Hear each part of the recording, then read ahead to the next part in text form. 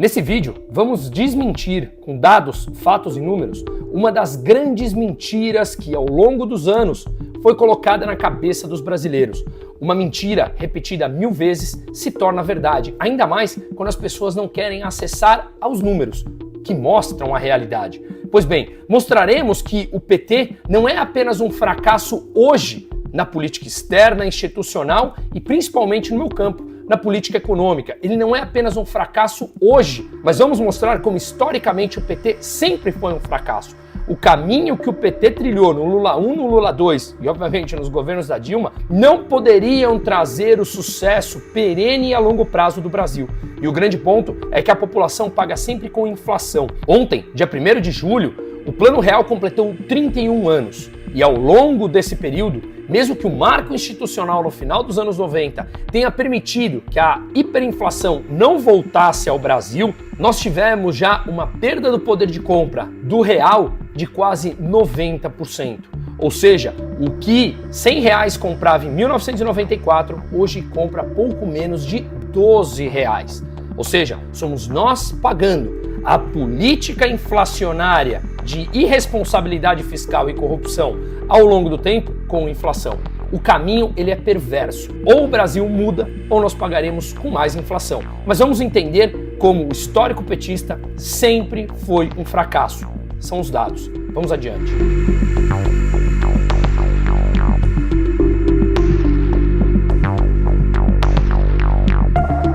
Mas antes de tudo, eu sou Bruno Musa, economista, sócio da Aquavera Investimentos, atuo há 19 anos no mercado financeiro e quem precisar ou quiser debater a respeito de investimentos, me coloco à disposição. O link está no descritivo do vídeo, brunomusa.com.br/investimento e a gente adapta o seu perfil, o seu modelo à sua carteira de investimentos, para que nós possamos minimamente nos proteger a respeito dessas oscilações de mercado.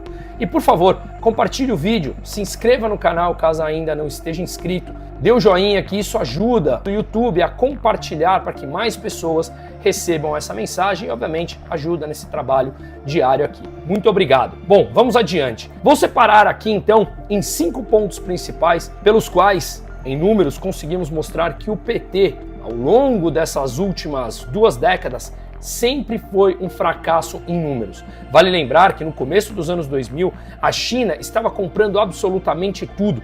Em 1994, a China tinha desvalorizado a sua moeda em praticamente 50% em poucos dias para se tornar competitiva. E no começo dos anos 2000, a China estava comprando absolutamente tudo para construir uma economia. Portos, aeroportos, rodovias, os preços das commodities lá em cima. E, portanto, o Brasil, como exportador de commodity, foi importante para atrair essa receita via as suas exportações da China comprando tudo. Agora, também já tive a oportunidade há poucos dias de fazer um vídeo disponível aqui nesse canal, como a China enfrenta dificuldades na sua economia, de transformar a economia de construção, que construiu a infraestrutura de absolutamente tudo, para uma economia de consumo. A crise severa que a China está. E isso mostrou que lá no começo dos anos 2000, todo mundo comprando produtos, commodities que o Brasil exportava e os preços estavam lá em cima, claro que isso favoreceu ao país. Mas foi um momento em que o mundo cresceu. O mundo cresceu como um todo. Mas o Brasil, na diferença do que falam que o Lula fez mágica, não, o Brasil cresceu menos do que a média dos países do OCDE e menos do que a média dos países emergentes ao longo desse período. Fizemos o mínimo, o básico, quando todo mundo queria comprar os produtos que nós tínhamos, commodities, não de alto valor agregado, com preços lá nas nuvens. Até porque alto valor agregado exige um incremento de produtividade, que como veremos aqui em dados, estamos estagnados há mais de 30 anos. Mas então, vamos aos dados para não ficarmos aqui com enrolação. O primeiro ponto, desempenho econômico na era do PT foi medíocre. Segundo um estudo produzido pela PUC do Rio de Janeiro, chamado Panorama, tem várias séries dentro desse estudo, e uma delas foi chamada Renda e Produtividade nas últimas décadas. Um dos trechos dentro desse estudo fala o seguinte, abre aspas, entre 1994 e 2016, o Brasil foi o que menos cresceu entre os países e grupos comparados. O Produto Interno Bruto per capita, a soma das riquezas produzidas em um ano dividida pela população, cresceu 31,4%. fica com esse número. Crescemos o PIB per capita 31,4% entre 1994 e 2016. Isso nos deixou muito longe da média dos mercados emergentes, quase 5 vezes maior. 152% os mercados emergentes cresceram o PIB per capita nesse mesmo período e nós 31,4%. Não conseguimos sequer acompanhar o crescimento da América Latina, 37,4% no mesmo período, ou dos países da OCDE, 42,3%. Ou seja, um crescimento pífio, medíocre, frente à média de países comparativamente similares. Quando olhamos, portanto, o crescimento do PIB per capita, a gente consegue ver nesse gráfico que nós realmente estamos abaixo de grande parte dos países considerados emergentes. Ao olharmos esse percentual, como falamos, perdemos da OCDE, dos emergentes e dos países da América Latina. Mas crescemos, Bruno? Crescemos, porque todos estavam crescendo, não fizemos nada fora da curva. O estudo Renda e Produtividade nas últimas décadas ainda deixa claro que, mesmo levando em conta apenas o período de 2004 a 2011, o período de pujança, que o PT adora puxar para ele, nos limitamos a acompanhar a média de crescimento do PIB per capita da região. E de 2012 em diante, passamos a nos descolar negativamente dos nossos vizinhos. E olha que os nossos vizinhos estão longe de serem exemplos de produtividade e crescimento, hein? Um outro estudo de análise comparativa do Brasil com outros países semelhantes entre 2003 e 2012 chega também a conclusões desalentadoras. Ele foi realizado por economistas João Manuel Pinho de Mello, professor da INSPER e PhD pela Stanford University, Vinícius Carrasco, professor da PUC-Rio e PhD pela Stanford University, e a Isabela Duarte, mestre pela PUC-Rio, e esse estudo ficou intitulado A Década Perdida, 2003-2012, onde eles compararam o Brasil com outras nações emergentes. E eles constataram o seguinte, abre aspas para ele, o Brasil em relação ao melhor grupo de comparação, 1. Cresceu, investiu e poupou menos. 2. Recebeu menos investimento estrangeiro direto e adicionou menos valor na indústria. 3. Teve mais inflação. 4. Perdeu competitividade e produtividade. Avançou menos em pesquisa e desenvolvimento e piorou a qualidade regulatória. 5. Foi pior ou igual em quase todos os setores importantes. O estudo está disponível com esse nome a qualquer um que quiser buscar. E o desfecho foi realmente o óbvio e dramático. A década foi perdida. Estamos falando, repito, entre 2003 e 2012. Nada mais distante das evidências. Mas Lula vem a público e continua dizendo que o ano que vem será sempre o ano da salvação, que agora ele voltou para salvar. Mas vamos então continuar aqui nos números. O segundo ponto a ser enaltecido é: o Brasil ficou abaixo da média dos países emergentes no combate à miséria. Vamos aos números. A primeira coisa que você deve saber sobre a redução da miséria e da fome, ela acontece no mundo todo há várias décadas. É próprio do processo de avanço do livre mercado a redução da pobreza e da miséria. Basta ver o crescimento do PIB no mundo, como ele aconteceu a partir de basicamente a segunda metade do século XX, onde as práticas de livre mercado aconteceram e a tecnologia foi sendo desenvolvida ao longo do tempo. Portanto, é próprio do processo de livre mercado a redução da pobreza e da miséria ao longo da história do mundo. Um movimento que se fortaleceu muito após, obviamente, a Revolução Industrial. Mas vamos então aos gráficos da redução da miséria nos últimos 2 séculos. Veja que esse movimento acontece de forma intensa no mundo como um todo. Com a redução da miséria, obviamente, também houve forte queda do número de pessoas submetidas à fome. Bastante óbvio, né? Percebe-se, portanto, nessa próxima imagem que a queda da fome foi um fenômeno global. A média mundial é representada pela linha roxa nesse gráfico. E é, obviamente, claro, aqui nessa imagem, que é generalizado, beneficiando todas as regiões do mundo,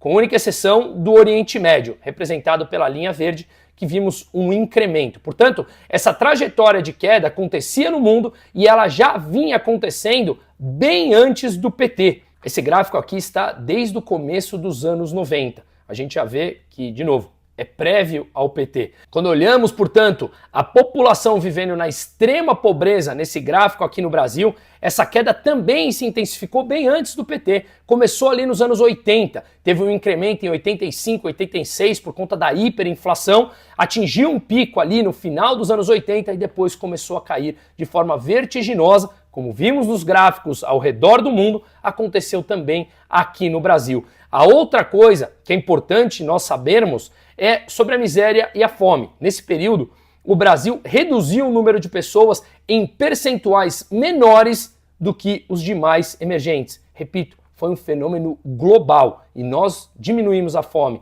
em um percentual menor do que aqueles que os nossos países vizinhos fizeram.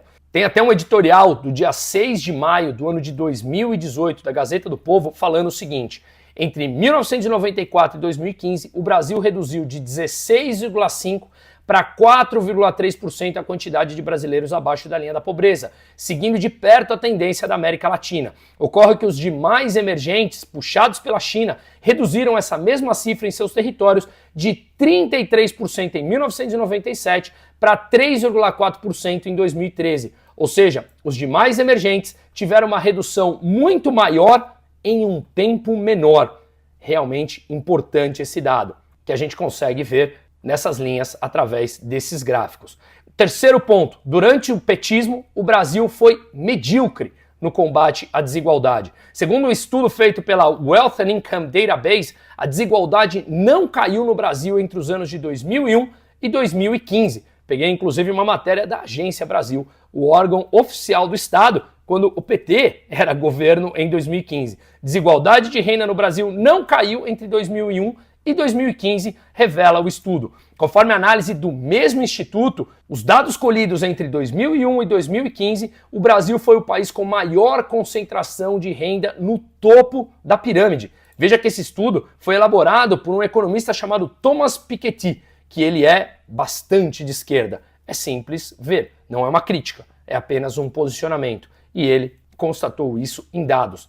Outro estudo elaborado pelo IPEA, Instituto de Pesquisa Econômica Aplicada de 2013, concluiu que 1/3 da desigualdade no Brasil era promovida pelas ações do próprio governo. Como eu sempre falei, o governo ele não é nosso aliado, o Estado não é nosso aliado.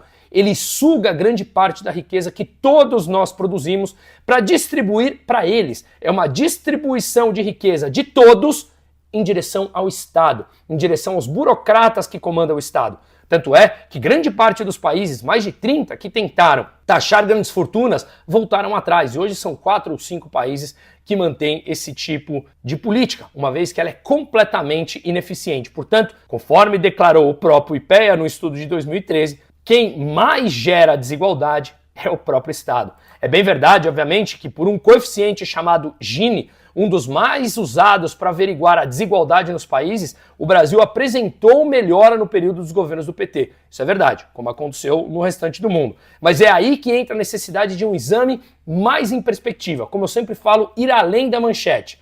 E ele revela basicamente o seguinte: primeiro, a desigualdade caiu na América Latina como um todo, não sendo um fenômeno propriamente brasileiro. A gente consegue ver nesse gráfico que aconteceu de forma generalizada no mundo e nos países da América Latina. Especificamente no Brasil, a desigualdade já vinha caindo bem antes do PT, conforme a gente consegue ver. Esse gráfico é do começo dos anos 80, já apresentando essa queda. Além de apontar a desigualdade, o estudo também indica o ganho limitado da produtividade do país nesse mesmo período. Produtividade é o quanto você consegue produzir usando menos fatores, trabalho e capital. Você produz mais usando menos, você é mais eficiente e é um custo menor. Basicamente, o que o índice de produtividade mostra no Brasil nesse período é que o ganho por trabalhador foi de apenas 19% nos últimos 20 anos. Isso dá uma média de 0,8% ao ano, contra 12,7%, 3,5% ao ano nos emergentes. Ou seja, o Brasil, 0,8% de incremento de produtividade nos últimos 20 anos, enquanto os emergentes, 3,5% ao ano. E 48% nos Estados Unidos, 1,8% ao ano. Não cabendo, portanto, a desculpa que os avanços no país seriam limitados por já estar relativamente desenvolvido. Comparemos, portanto, aos emergentes, de 0,8 do Brasil para 3,5 na média anual dos emergentes. Inclusive, uma frase nesse estudo, dita por Marcos Lisboa, é o seguinte, abre aspas, a nossa capacidade de transformar trabalho em renda vem caindo há muito tempo. Não é problema de um ou dois governos, é problema do país há décadas. Mas desde 2011, esse problema vem se agravando muito. Ameaçamos uma recuperação de produtividade a partir de 2002 e 2003, mas a partir de 2010 fizemos alguma coisa muito errada que a nossa produtividade voltou a cair em relação ao resto do mundo. A partir de 2010, foi pós a crise do subprime, as commodities já não estavam mais na alta e a gente começa a ver que o superávit que o Brasil conseguiu ter nos primeiros anos do governo Lula, porque todo mundo comprava a preços muito altos o que o Brasil exportava, foi simplesmente diluído por gastos públicos e pela corrupção que a gente descobriu ao longo dos últimos anos. Esse superávit começou a cair até que entramos em déficits estruturais com o governo Dilma, que nos levou à pior crise recente da nossa história. No fim de 2014, a taxa de produtividade brasileira, ainda segundo o estudo, havia caído até se igualar à média dos países emergentes, que sempre esteve abaixo da nossa. Em relação à América Latina, estamos cada vez mais distantes de alcançar a média de produtividade dos países da região. Então vamos ao gráfico. Nesse mesmo período, a Colômbia saiu da produtividade de 11 dólares para 17 dólares por hora, um incremento de 54%. O Brasil de 13 para 19, crescemos 46%. O Peru de 6 para 11, 86%. A Argentina de 21 para 19, 38%. E o Chile, 14 para 28, 100% de incremento de produtividade. Então a gente vê aqui abaixo o Brasil à frente da Colômbia e do Peru, mas o crescimento da Colômbia e do Peru ao longo desse tempo, em percentual, foi maior do que o do Brasil. Portanto, a pobreza no Brasil não diminuiu graças ao PT, e sim por causa da economia mundial como um todo. Quarto ponto. Mesmo os resultados medíocres revelaram insustentáveis a grande recessão brasileira, que culminou numa queda de mais de 7% do PIB em 2 anos por conta da catástrofe do que foi a Dilma e o seu plano de congelamento de preços, intervenção na economia, déficits estruturais e tudo que nós já conhecemos. Quinto ponto, durante o petismo, o Brasil se tornou um dos 10 lugares mais perigosos do planeta. Segundo um relatório da OMS, utilizando dados do ano de 2016, colocou o Brasil como o 9º país do mundo em números de homicídios, com 31,1 pessoas assassinadas por ano a cada 100 mil habitantes. No relatório, com os dados de 2015, estávamos na mesma posição, com 30,5 homicídios a cada 100 mil habitantes. Olha o crescimento importante. E hoje a gente vê, mais ou menos, segundo os mesmos dados, por volta de 20 homicídios. É menor do que os 30 há 10 anos atrás? Sim, mas o crescimento segue muito acima da média dos nossos pares e somos um dos países mais perigosos do mundo e foi, convenhamos, intensificado ao longo dos últimos 2 anos do novo governo petista. Em conclusão, como sexto ponto, esse estudo deixou de fora vários dados negativos do governo do PT que ainda poderiam ser utilizados. O aumento da corrupção, o atraso do setor industrial, a perda de um período de prosperidade para o país para o futuro, ou seja, todas essas pessoas que ficaram à margem do incremento de produtividade deveriam estar produzindo muito mais, mas ficaram à margem, dependendo do Estado, para justamente comprar votos. O PT comprou votos da população através de migalhas e comprou o voto de parlamentares, tudo que a Lava Jato mostrou, das empresas campeãs nacionais, e tudo isso leva a uma agenda de atraso do país. Aquela geração que poderia estar produzindo agora está simplesmente à margem, dependente do Estado, dependendo de recursos que todos produzimos e poderia estar sendo usado para incremento da produtividade.